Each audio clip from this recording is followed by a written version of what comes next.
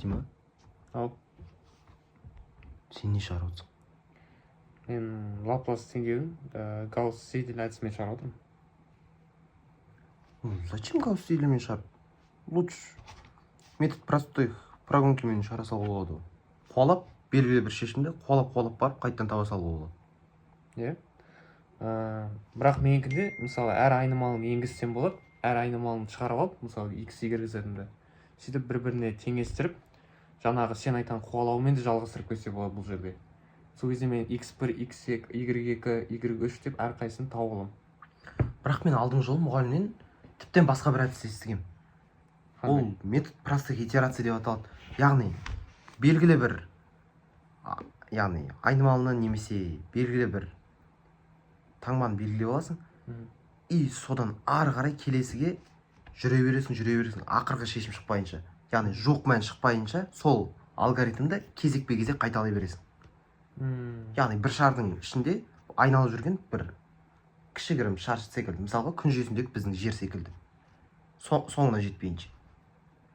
Менікінде сөйтсем болады, менде өзінің тіпті шарты бар. Мысалы, соңғы мәнмен қай кезде тоқтайды десең итерация.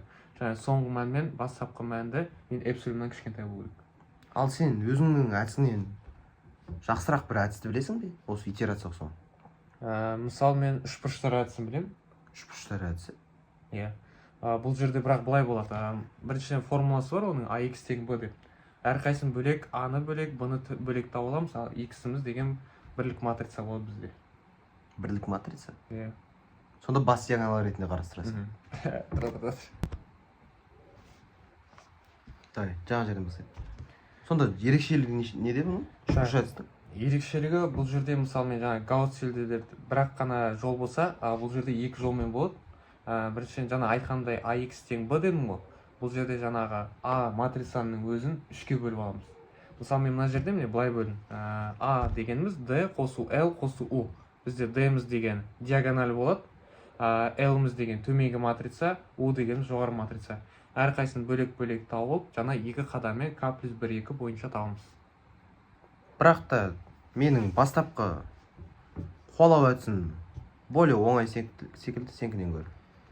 Әрине, бірақ менікі точно жуық мәндер шығады. Итерациямен де жуық мән шығаруға болады. Лучше сенікінен гөрі итерациямен бірнеше рет қайталап соны шығара салған дұрыс қой. Онда әр әдісті тексеріп көрейік.